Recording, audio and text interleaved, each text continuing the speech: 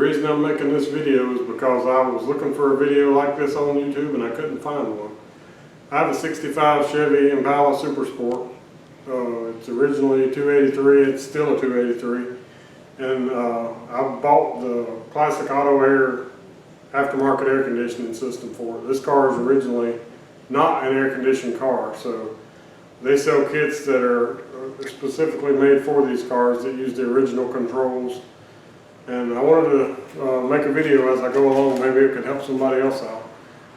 They send along this installation manual. It's pretty much step by step, and it appears like it should be pretty straightforward to follow.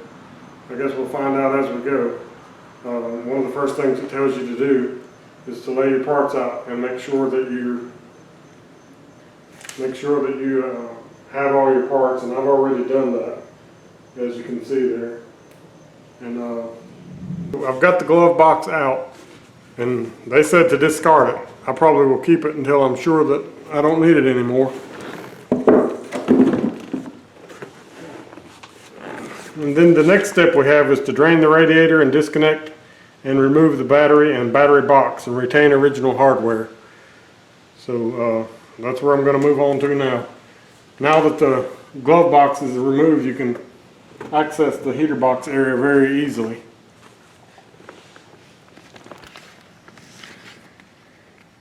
As you can see here, you can see where the cables hook up. So we'll be removing the old box and actually installing a completely new one.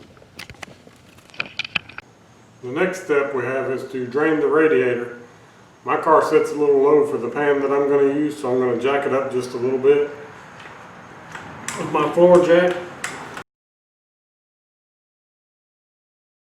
If you're going to reuse your antifreeze, you should drain it into a really clean pot or vessel. In my case, I have an old pot that I use that's really clean. But I'm just going to slide it under here.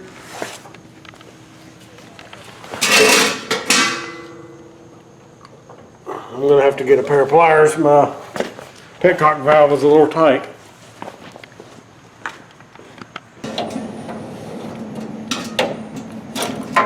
So you just loosen this up, drain all your antifreeze into this pot.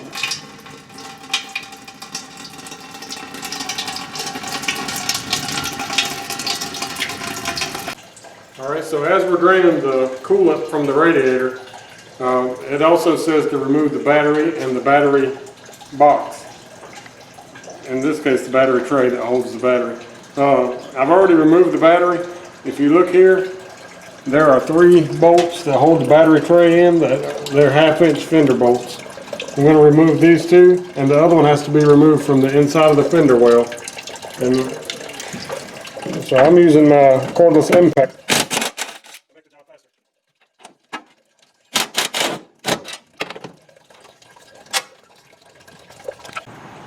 Here's the 3rd bolt that holds the battery box in from the inside. You just get under here. Again, I'm going to use my impact. That's all the 3 bolts for the battery tray. Alright, so the next step says, in order to remove the heater assembly, it is necessary to remove the blower housing assembly first.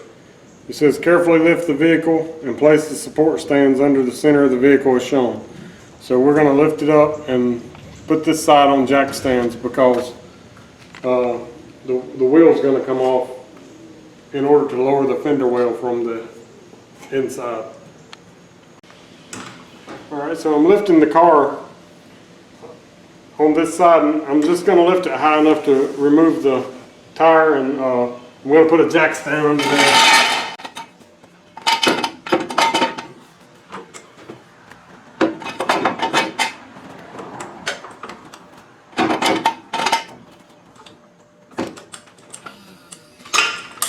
Alright, so now I'm going to remove the tire.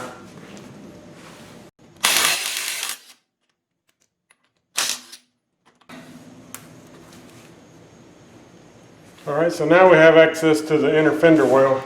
We're going to remove some of the bolts. We're going to remove some of the bolts in order to access the heater box.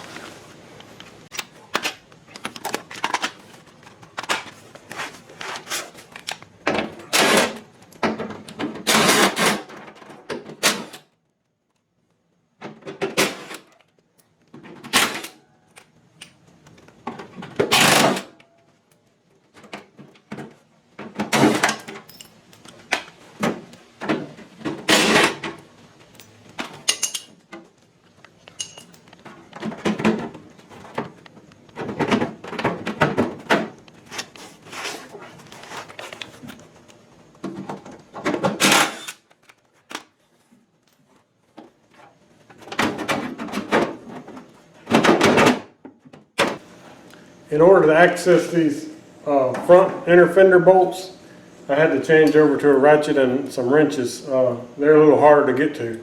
But you have to take out your fender extension support rod also. And there's several bolts up in the front here that are a little bit difficult to get to. But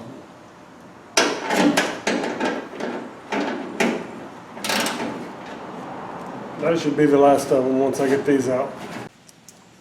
Okay, I will say this. I didn't realize this at first, but your fender extension has to come off also. This job could be really difficult if you're working on a car that has not been taken apart before and has really rusty hardware. My car has been disassembled within the last year, so it's not that hard to, and I have all new bolts, but when I took it apart the first time, I had to cut a lot of the bolts out, so it would be a very difficult job on a car like that.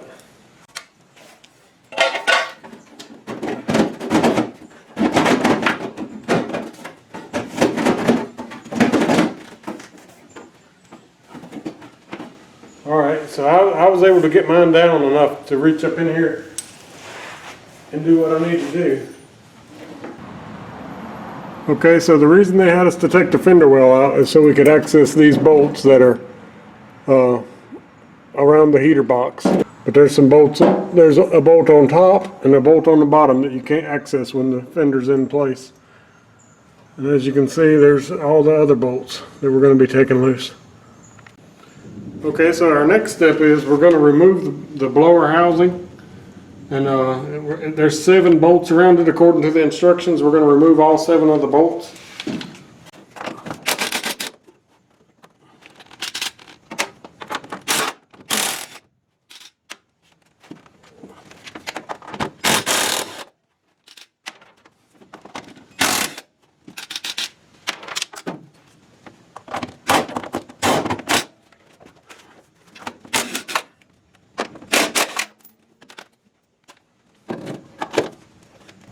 Okay, so the 2 bolts that are on the sides of the blower motor that we had to remove the fender well, they're actually bolts, and it tells you in the instructions to retain the bolts.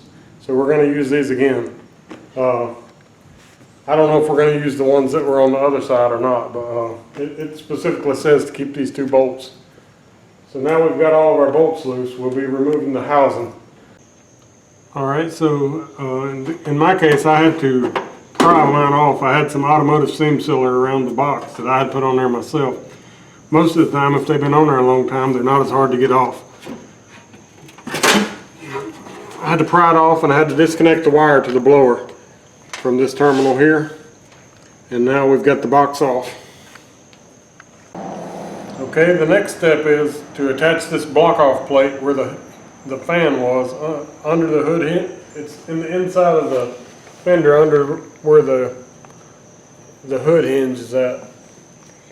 So what I found already is that this particular block-off plate, the holes don't line up perfectly, so I'm going to have to use Tech screws to hold it on. I looked at the other ones, and I looked forward in the instructions, and they actually use Tech screws to hold the other cover on anyway. So this one covers the hole properly. It just doesn't have the holes lined up. But the only purpose of this is to cover up the original hole where the fan went into the box. Okay, so this is the hole where the original squirrel cage went through.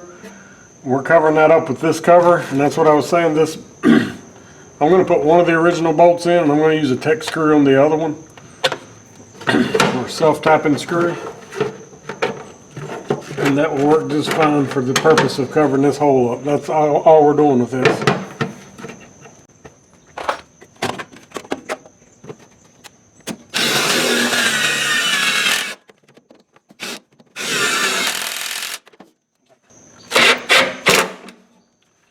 Alright, so as you can see, it covered the hole up.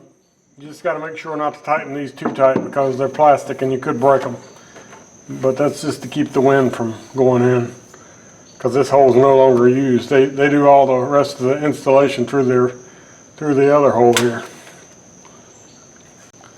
Okay, so now it has us to reinstall the inner fender, and all the parts that we took off for that. I'm not going to record that just because you've already disassembled it, so you should know how to reassemble it.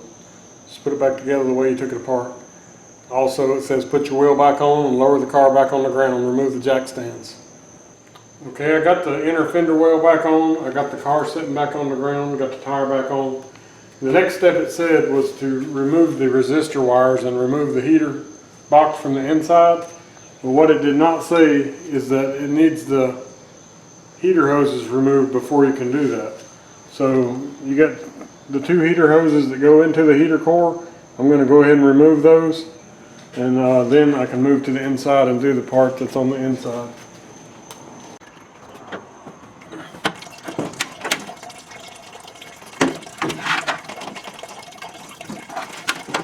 So turn your hoses up to where the coolant won't run out of them. It's actually still running back into the radiator. So the next step, it tells us to locate the resistor and remove the wire from it. This is the resistor that changes the fan speeds on the original heater box. So it's basically just like that. You pull it off. It's got the 3 tabs in it. And then it says remove the heater box. I don't know how hard or easy that's going to be. Basically got the studs sticking out in from the other side. I mean, from this side through the firewall to the other side. Okay, so you have the 2 original cables that adjusted the defrost and the cool and hot.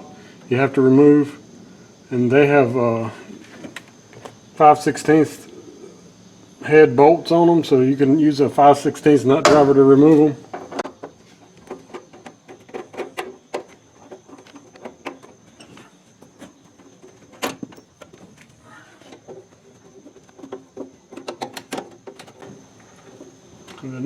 The new box comes with new cables, so that's a good way to get rid of old rusty cables. As you can see, mine look kind of bad. So now the box is starting to fall out of the hole, which is what we were looking for, and we're going to go ahead and remove it.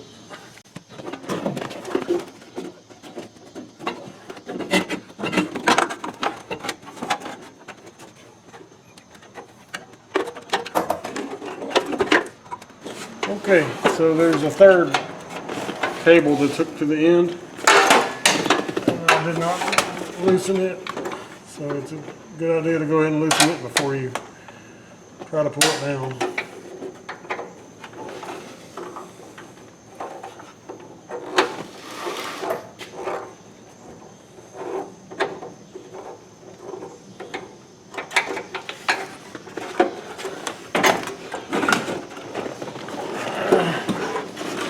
Alright, so here we have it. The original heater box is out. We will be replacing this with a all new unit. Alright, the next step is we're going to drill a 3/4 inch hole for the drain of the new unit. And it gives you some dimensions and the instructions where to drill the hole. It's down below the original housing mount. So that's what we're going to do now. So I've already measured it and drilled a pilot hole. I'm going to use the unibit and bring it up to a 3/4 inch.